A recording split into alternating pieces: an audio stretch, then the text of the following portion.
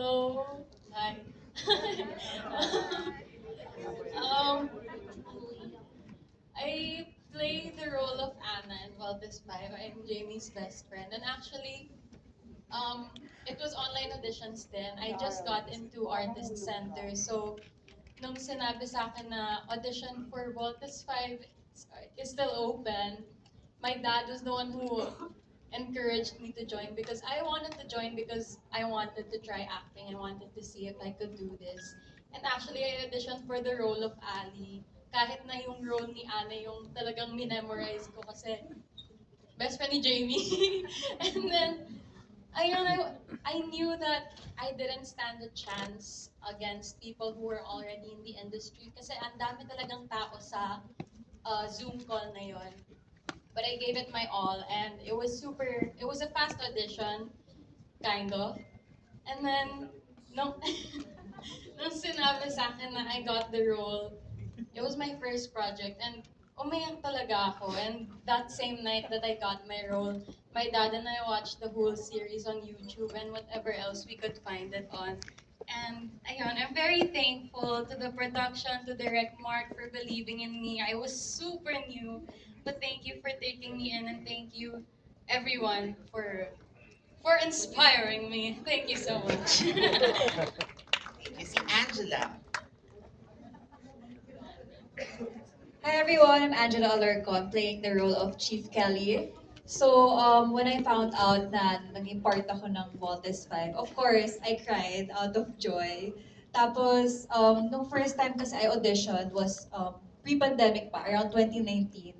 It was for both Sandra and Jamie. And unfortunately, I didn't get in, but it's okay kasi nagkaroon naman ng second audition online, which was Zoom, and we're so many, ang dami po namin. So, I wasn't expecting na to be part of it. Pero, luckily, I was given the chance to play Chief Kelly. And sobrang I love Chief Kelly's character kasi it was about, woman empowerment and being alongside Dr. Smith and Dr. Hook. And I learned so much about her. And just the fact na I'm part of a legacy project, it's a big thing. My dad was super proud of me also kasi kinalakihan niya po yung Voltes 5 and kept telling me stories about Voltes 5. And also me, when I found out na nakasama ako doon, ang daming childhood memories na bumalik sa akin and it just reminded me, it just gave me a lot of nostalgia talaga and it became very sentimental to me. Minsan nga, pag nasa studio ako, muni-muni mo na lang ako, parang, oh my God, this is so surreal. And when I look at Direct, I feel very grateful talaga all the time. And, being surrounded with such star-studded cast na sobrang husay po talaga. It's such a very surreal moment every time. So thank you so much to Derek Mar, to Miss H, to the entire production for believing in me and for taking me in this Voltes 5 legacy. Thank you so much. Sophia. Hindi ko na alam ano pwede ko pang idagdag dun. Pero, um, um, hmm, ha? Character. Reenactment? Wag na. Pass. To be a part of Voltes 5, I think, paano ba nangyari? I was in the same Zoom call as Julia. Na-meet ko siya for the first time there. I met a lot of the cast through the Zoom call as well. And it was a very short audition, but I was able to work with Direct Mark Pryor with a prior project. So I felt kind of confident that I'd get the role kasi feeling ko, okay naman, performance ko dun. Tapos, during the production and everything, I think mas naging mahalaga siya sa akin. Not only because I'm a fan of animes, parang I grew up watching it, and um, more than the culture of being in this sort of set where we were together for such a long time and the bonding and the stress na pinagdaanan ng prod, nakita namin it was very emotional and a lot has happened during the project. I think more than what you'll see on screen, there's so much more to the story of Voltes 5 Legacy that I don't know if maipapakita namin sa inyo through our chemistry na lang as a cast or makikita nyo na lang kami sa ibang projects sana together. Mga it's giving, it's giving. So, yun po, yung chemistry talaga namin, it's giving. Yan lang po ang may dadagdag. Thank you so much. Thank you. And lastly, Crystal, ang fellow second chance taker ni Radson sa Starstruck.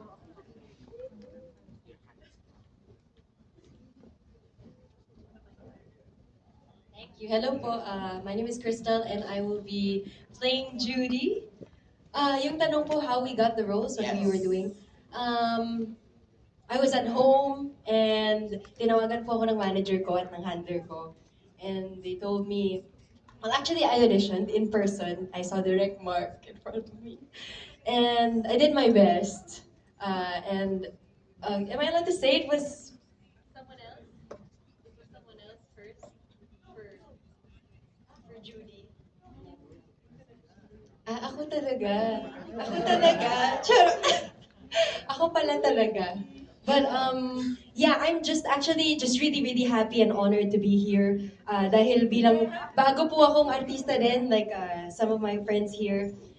Thank you for giving me the chance, Derek Mark. And I'm just really happy that I made my family proud. My mom's dream, dahil teatro po siya, teatro din po ako nasanay. So it was a big adjustment, acting on TV. It was a great experience. And I'm happy, I'm living my mom's dream to be on TV and on film. So thank you, God. Thank you, GMA. Thank you, Derek Mark.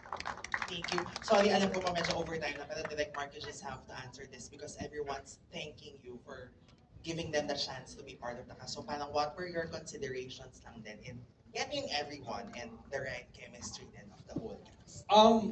It was tricky for the Volta Spy because they're iconic. You know, but quick rundown lang, the best thing I could remember is that when I saw Ranson Starstruck, I said, there's my Mark Gordon. Okay? He looked it. He looked like the anime, the kilay and all. So I wanted him to audition. So I was biased already. But serendipity runs in this whole production for so many reasons. One is, what were the chances that Radson already knew how to ride a horse since he was a young boy? So we didn't have to make him go through training. So once we had the scenes with the horse, it was second nature to Radson. Miguel, you know, he grew up in my eyes with all our projects. And then when the network was eyeing him for Steve Armstrong, it was like a shoe in a, yeah, he fits the part. Isabel, I mean, I was looking for a, you know, tough act ang Jamie Robinson, you know. She's she is a kick-ass girl, you know. But if you know her lineage, I mean, that says it all. So she took up gymnastics and then she took up martial arts training to prior to our, you know, when we started. So she really delivered us Jamie Robinson. Like what Rap said, he was a shoe-in. We didn't have time to audition, but he was the apple of the eye of GMA management, and he was given the role of Little John, and I definitely agreed, you know. So there's no problem.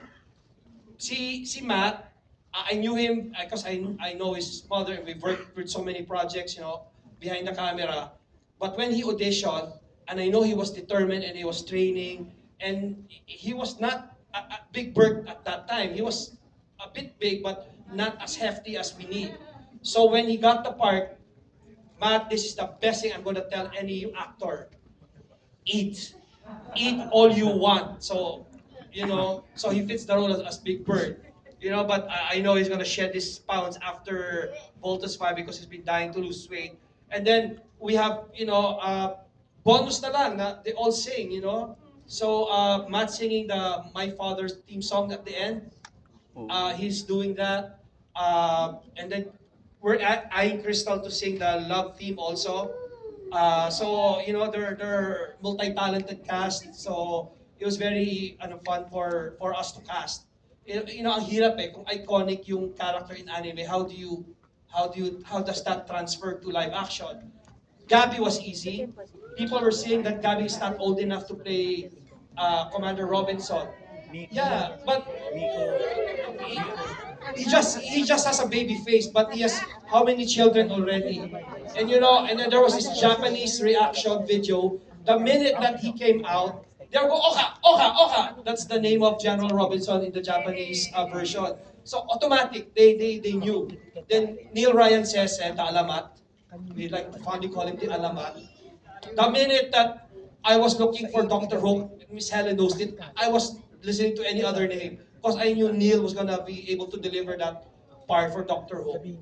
You know, with Carla again, she was also, we wanted her, and of course with Dennis. But it was so funny, actually in God's time, Dennis was still doing Legal Wives.